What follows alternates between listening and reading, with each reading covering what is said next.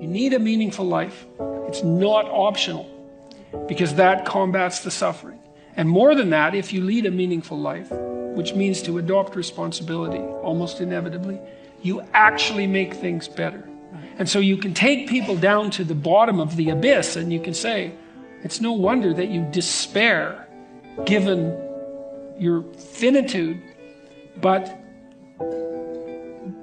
there's so much possibility that surrounds you that you can make something of that regardless of the reality of its horror.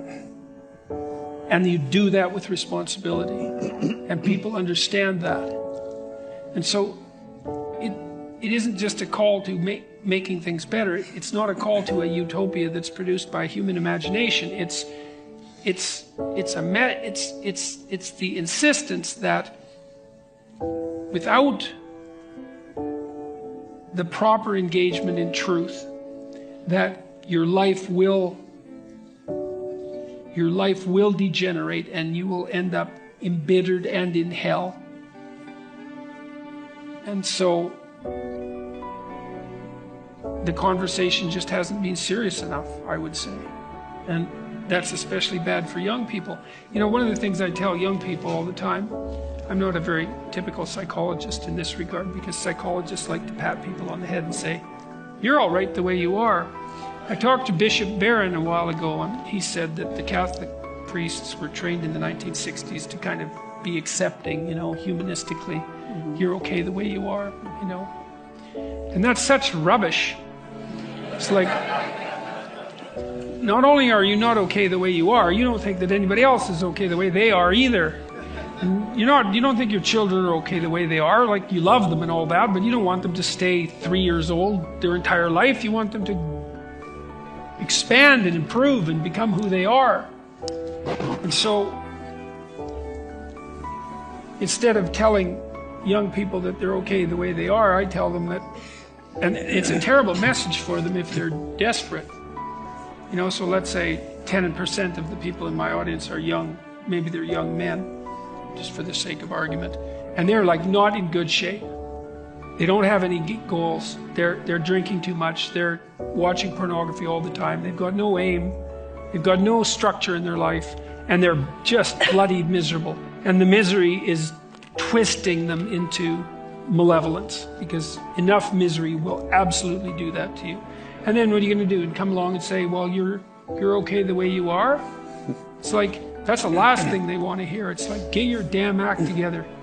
You know, you got things to do, and they're going to be difficult. And that there's an echoing Christian message in there, I would say, which is you pick up the weight of your suffering voluntarily, and you walk uphill with it.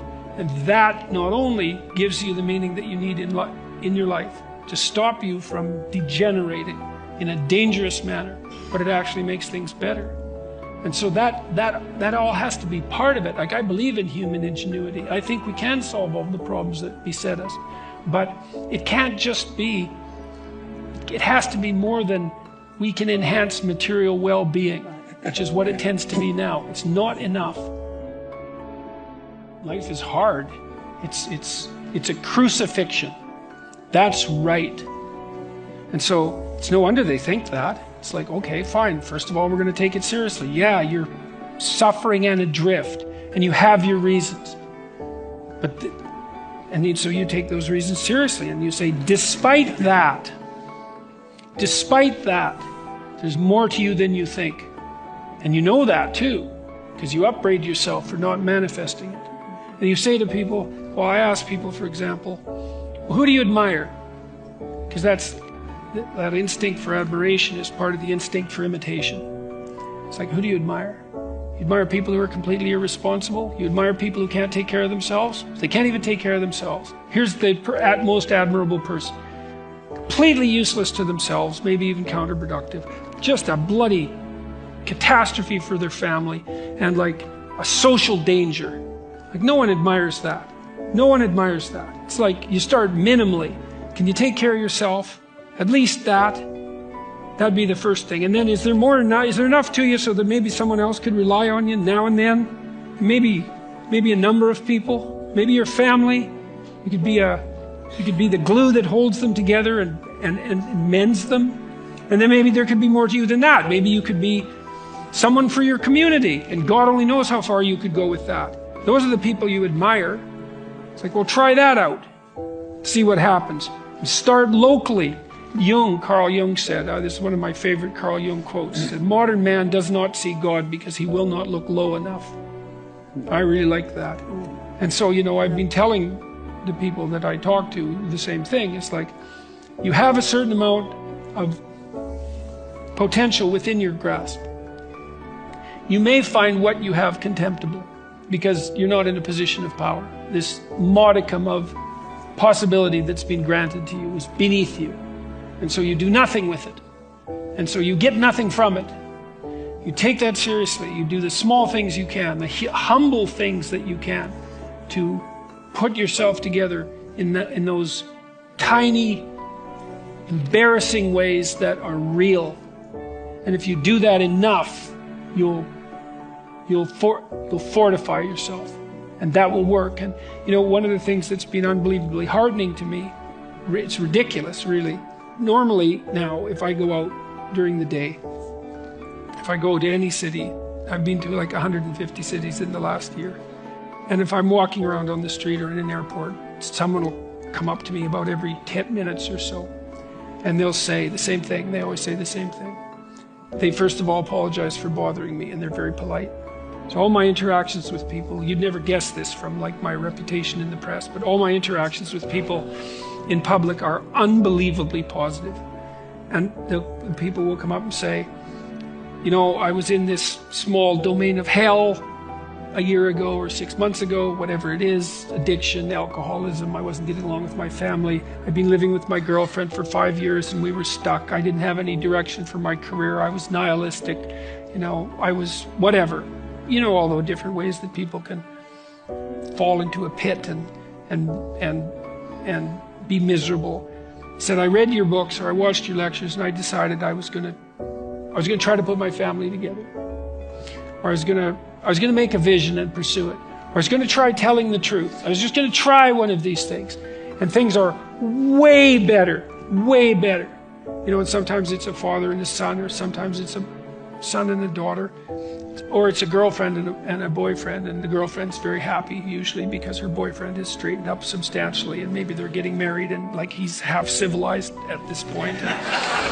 but it's an unbelievably positive thing to see, and it's a real thing. It's like it's so interesting to watch the fact that all people have to do is put some of these things into practice, and all of a sudden that little modicum of potential that they had, because they got humble enough to deal with it properly, starts to expand and expand. And like I believe, and I do believe this, and I think this is part of the Christian message fundamentally, is that there's actually no limit to that expansion. Because in some sense, like we are this weird combination of finite and infinite. Like we're related to the infinite in some manner, obviously, because the infinite exists and here we are, and so we're related to it in some manner, and I don't know what manner that is, but I don't know what the limits are. It's like if you were the best person you could be, truly, if you decided to live by truth and to aim at the good, and you really did that, you put your whole heart and soul into it, that's what you were staking your life on, because you're staking your life on something. Who the hell could you be? And no one knows, You know perfectly well you could be far more than you are. And you don't know what the upper limit of that is. And we certainly don't know what the upper limit would be if there were lots of people doing that. God only knows what problems we could solve. There's lots of suffering and misery in the world. Plenty. And it's no wonder that people get bitter. But God, as you pointed out before, we've got no shortage of ingenuity and possibility. And if we were serious about making things less wretched than they are, who knows what miracles we could pull off. One of the things I've thought about for a long time is that I've been trying to figure out what gives people's lives meaning. And tragedy gives life its negative meaning. And nobody disputes that. Even if you're nihilistic, you're not going to dispute the fact that tragedy gives life negative meaning. So when nihilists say that life is meaningless, that isn't exactly what they mean. They mean that life is suffering, but there isn't anything transcendent about it that you could set against that suffering. That's nihilism. It's not that life is meaningless. That would just be neutral. It's like, no one believes that, and they certainly don't act like they believe it.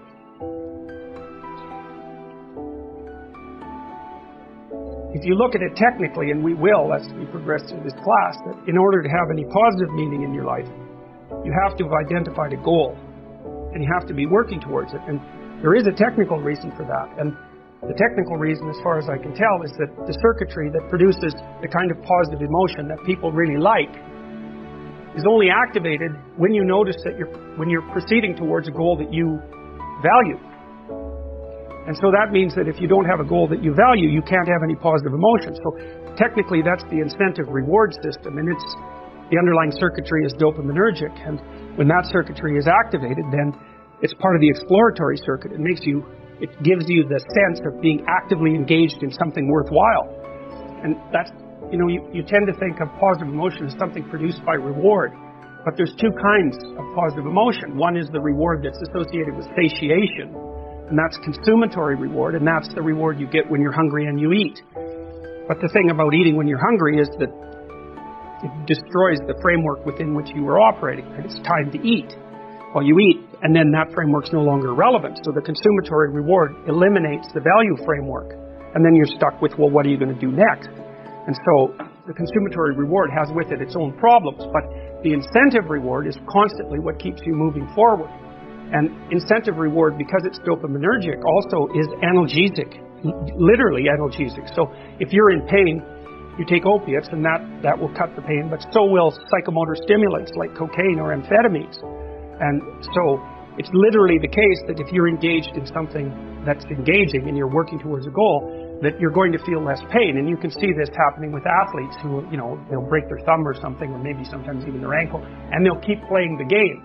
Of course, afterwards, they're suffering like mad, but the fact that they're so filled with goal-directed enthusiasm means that, well, the pain systems are in some sense shut off. So that's an interesting thing, because what it suggests, then you could imagine, I might say, well, how happy are you that you've made a certain amount of progress? And if you think about it, what you'd say is, well, it depends on how much progress and in relationship to what. So, hypothetically, you're going to be happier if you've made quite a bit of progress towards a really important goal. And then you have to think through what it means for a goal to be really important, because that's not obvious. Now, you could say, you're in this class, and you're listening to some information, and maybe there's two reasons for that. You might find the information interesting per se, but let's forget about that for a minute. You need to listen to the information so that you can do well on the assignment, so that you can do well in the class. You need to do well in your classes so that you can finish up your degree. You need to finish up your degree so that you can find your place in the world. You need to do that so that you're financially stable and maybe you can start a family and have a life, and that's all part of being a good person, something like that. And so that's a hierarchy of goals, and you might say that being a good person would be the thing, however vaguely thought through, that's at the top of that hierarchy. And then when you're doing things that serve that ultimate purpose, then you're going to find those more meaningful, and that meaning is actually produced as a consequence of the engagement of this exploratory circuit that's nested right down in your hypothalamus. It's really, really old. It's as old as thirst, and it's as old as hunger. It's really an old system. It might be that the sense of meaning that life can provide to you is proportionate to the amount of responsibility you decide to take on.